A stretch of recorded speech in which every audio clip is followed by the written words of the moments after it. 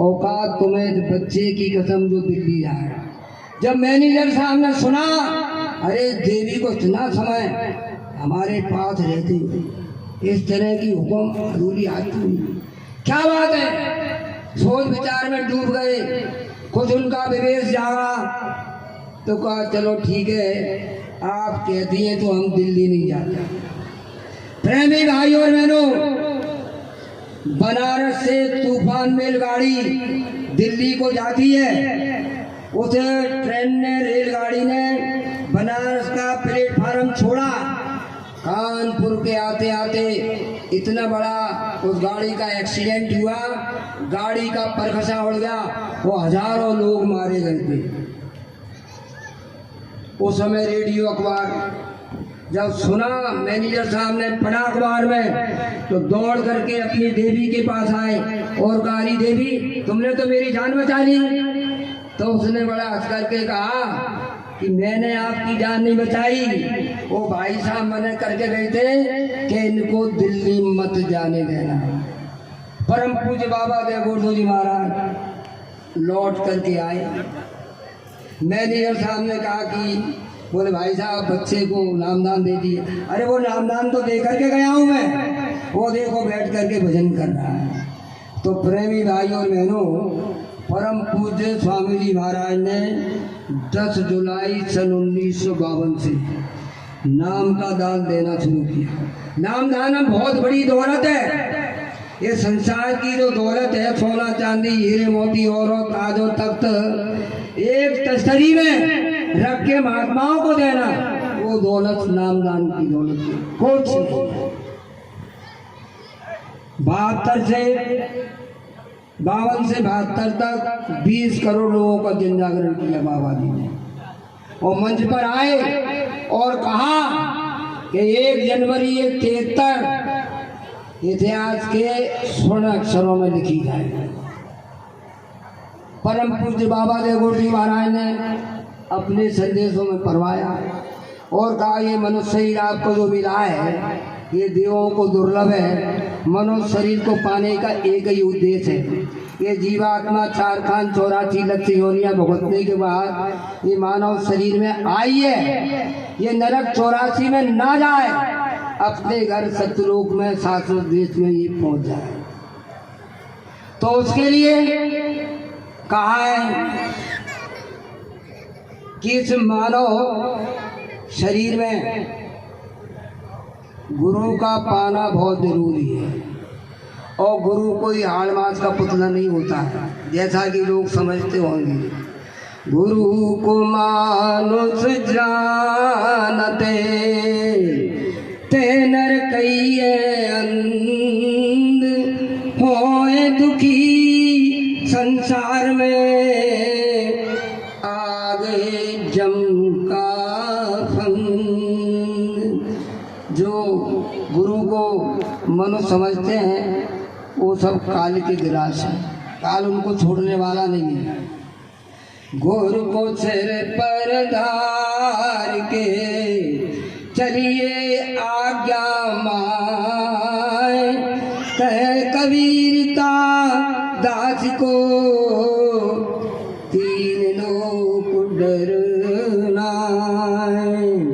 गुरु माथे से उतरे शब्द में ऊना होए, ताको काल घसीटई बचा सके नहीं कोई।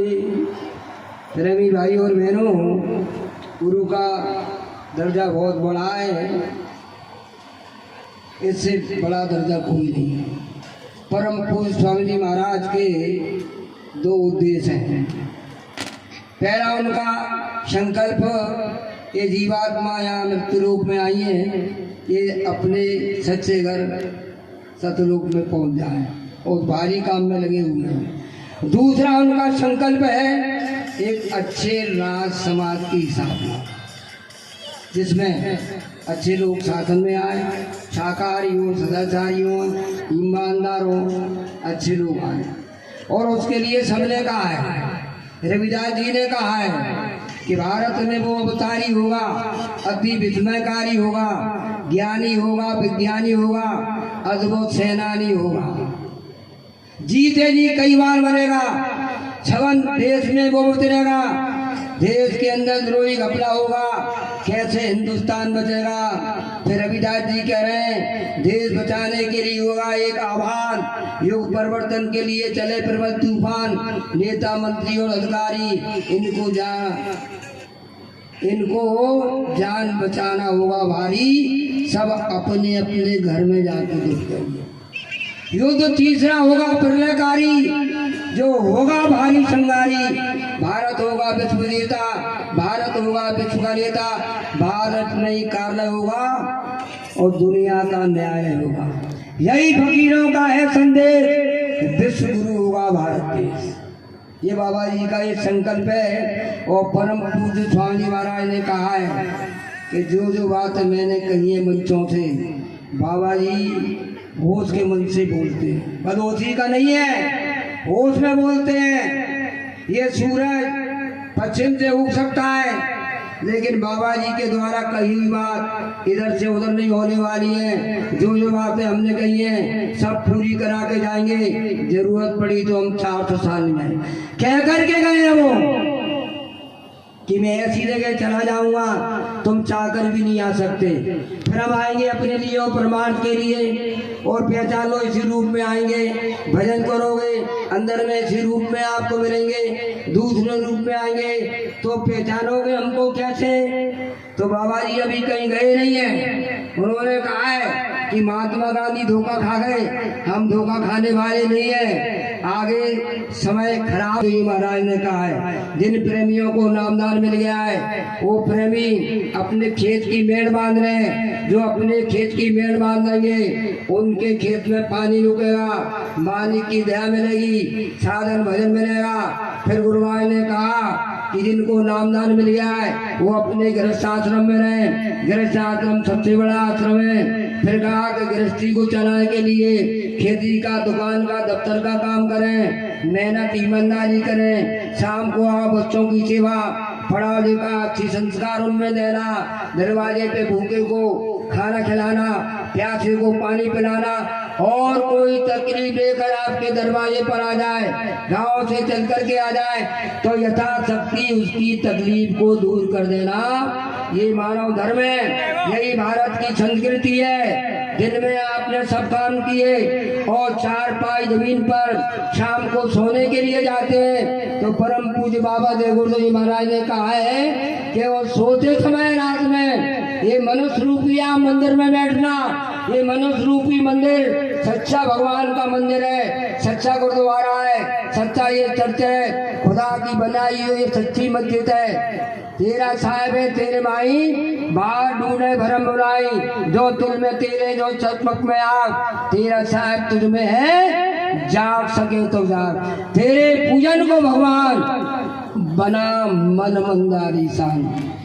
बाहर के मंदिर मस्जिद गुरुद्वारे जितने आपने ये ईंट के और गारे के बनाए, ये आपके बनाई है, ये मानव शरीर भगवान का सच्चा मंदिर है, इसको भगवान ने बनाया है। बाहर के मंदिर मस्जिद गुरुद्वारे जो आपने बनाए हैं, कोई मंदिर अयोध्या में मंदिर बन गया है, आप यदि किसी से ये कहे भाई इस मंदिर में मैं मरा हुआ जानवर गाड़ना चाहता हूँ, आप गाड़ लेने देंगे?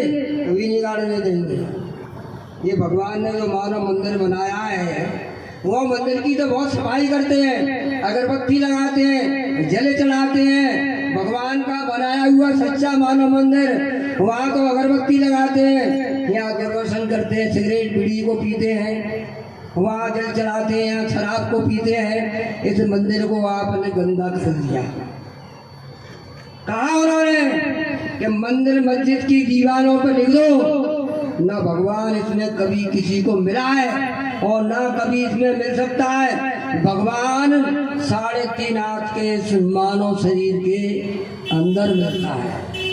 इसी में नाम मिलेंगे, इसी में कृष्ण मिलेंगे, सब इसमें मिलते हैं। वहाँ शर्त है कि गुरु के आदेश में आपको चलना पड़ेगा। फिर कहा उन्होंने जो रास्ता 10 साल से, 20 साल से, 30 साल से, 50 साल से जो आपने दुर्गुणों का अपना रखा है, उस रास्ते में ईश्वर भक्ति नहीं है, उसमें मानव सेवा नहीं है, उसमें हाहाकार और अशांति है। कहा कि बुरे रास्ते को छोड़कर महात्माओं की आवाज को आप सुन लो। यदि महात्माओं की आवाज को आपने अनसुना आपने कर दिया, थोड़ा महात्माओं की तरफ मुड़ जाइए, उनकी शिक्षा को आप पकड़ लीजिए। यदि महात्माओं की आपने आवाज को अनसुना कर दिया तो अपनी तबाही, अपनी बर्बादी, आत्म पीड़ा के स्वयं आप जिम्मेवार होंगे। प्रेमी भाइयों और बहनों, परम संत बाबा देवगुरु जी महाराज ने कहा, वो कह रहे हैं कि इधर तो खाइए, इधर मत जाओ, इधर आग जल रही है, इधर आप मत जाइए, और उधर का आप आग में कूद के अपना सर्वस खत्म कर लें, खाई में गिर जाएं, तो उसमें महात्मा क्या कर सकते हैं। तो प्रेमी भाइयों और बहनों, परम पूज्य स्वामी महाराज का ये संदेश है, बहुत बड़ा संदेश है। ये आपको संक्षेप में सुनाया गया है, और इस संदेश को आपने सुना है और सुनकर इस पर थोड़ा भी अमल करेंगे तो आपका जीवन और उसकी धारा बदल जाएगी। वर्तमान में जो उनका संदेश है वो शाकाहार का है। उसमें उन्होंने 2012 में मथुरा में अपने प्रेमियों को आदेश दिया कि अरे प्रेमियों, आगे का समय खराब है, खराब समय को देखते हुए पूरे हिंदुस्तान में, सभी जिलों में, प्रांत में, मोहल्ला कॉलोनी में प्रार्थना आप कर दीजिए कि बाबा देवगुरु जी महाराज की प्रार्थना है कि सभी लोग शाकाहारी हो जाएं, अंडे मांस मछली का सेवन बंद कर दें, पशु पंछियों की हत्या बंद कर दें, उनके मुर्दे मांस को खाकर पेट को चलता फिरता कब्रिस्तान सुनसान न बनाए, ऐसा कोई नशा न करें, शराब का, ताड़ी का, भांग का, गांजे का। आगे तो समय आ रहा है, मांस मंदरा का बंद हुआ, बाजार जमाना बदलेगा। मांस मछली अंडा जो सेवन करेंगे, ताड़ी शराब भांग गांजा पियेंगे, उनका पद छीन लेगी सरकार, जमाना बदलेगा, समय बहुत बदलेगा, समय बहुत खराब है। बचाने के लिए एक ही रास्ता बाबा जी ने बताया है कि जब मौत की शहजादी आएगी, ना सोना काम आएगी, ना चांदी। जब गुरु का सिर पर हाथ है तो डरने की क्या बात है। खराब समय से बचने के लिए समय निकाल करके मनुष्य रूपी मंदिर में बैठो और भगवान का भजन करो, जीवात्मा को जगाओ, और भजन ही सार है और सब अच्छा है। बोलो सभी प्रेमी, जय गुरुदेव।